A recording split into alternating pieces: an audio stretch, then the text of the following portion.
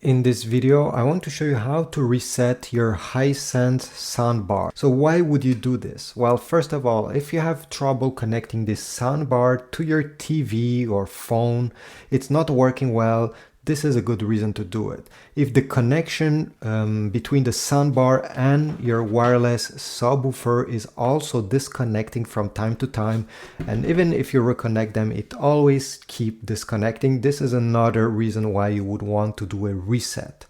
By doing a reset, you're going to obviously erase all the connected devices from the soundbar, and the soundbar will be actually just like new the way you have unboxed it. So how do you do this? Well, actually you don't even need a remote control. We need to go on the control panel on the top. So I'll press the power button once just to turn it on because right now it's off. Power on. Okay. Optical.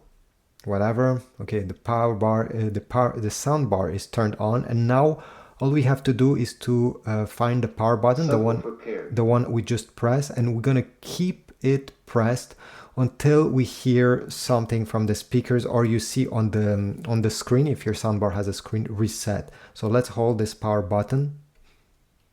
Okay, I'm not moving, I'm just pressing.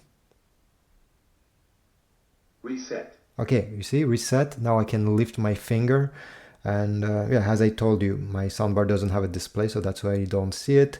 Wait around 2 minutes, okay? Don't touch anything once you hear reset.